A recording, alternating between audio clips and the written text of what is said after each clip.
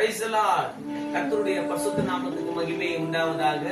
இந்த நாளிலும் கர்த்தருடைய வார்த்தை மத்தேயு எழுதின சுவிசேஷம் 11ஆம் அதிகாரம் 28வது வசனத்தை நான் வாசிக்கிறேன். வருத்தப்பட்டு பாரம் சுமக்கிறவர்களே, நீங்கள் எல்லாரும் என்னிடத்தில் வாருங்கள், நான் உங்களுக்கு இளைப்பாறுதலை தருவேன். ஆமா, அருமையான தேவனுடைய பிள்ளைகளே, எந்த வருத்தத்தோடு இருக்கிறீங்க, எந்த கண்ணீரோடு இருக்கிறீங்க, எப்படியாப்பட்ட வருத்தம் இருந்தாலும், எப்படியாப்பட்ட பிரச்சனை இருந்தாலும், எப்படியாப்பட்ட துயரம் இருந்தாலும், எப்படியாப்பட்ட கண்ணீர் இருந்தாலும், சொல்ல முடியாத பிரச்சனைகள் இருந்தாலும், இங்க கர்த்தர் நம்மளோடு கூட சொல்லிக் கொடுக்கிற வார்த்தை, அவர் இடத்துல போகும்போது அதிலிருந்து விடுவித்து நம்மளுக்கு ஒரு இளைப்பாறுதலை தருவார் என்று பைபிள் சொல்லிக் கொண்டிருக்கிறது.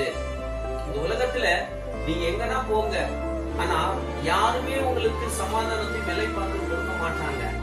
என் தேவனாக கர்த்தர் மட்டும்தான் உங்களுக்கு இளைப்பாறுதல் கொடுக்க முடியும். இந்த வார்த்தையை விசுவாசிங்க. இந்த வார்த்தையில் இருக்கிற ஆசீர்வாதத்தை உங்க சிறுசுல தங்கும் என்று நான் விசுவாசிக்கிறேன். நம்ம யாருக்கிட்ட போக கூடாது, யாருக்கிட்ட நம்மளோட கவலைகள், நம்மளோட பிரச்சனைகள் சொல்லக்கூடாது. இயேசு கிட்ட தான் சொல்ல வேண்டும். இயேசுதான் நம்மளோட வாழ்க்கைக்கு பிரச்சனைகளிலிருந்து விடுவித்து அதிலிருந்து மீட்டு ஒரு புதிய வாசல்களை திறக்கிற தேவன். எந்த வருத்தத்தோடு இருந்தாலும் அவரை நம்பி வாங்க. கர்த்தர் உங்களை இளைப்பாறுதலை தந்து உங்களை ஆசீர்வதிப்பாராக.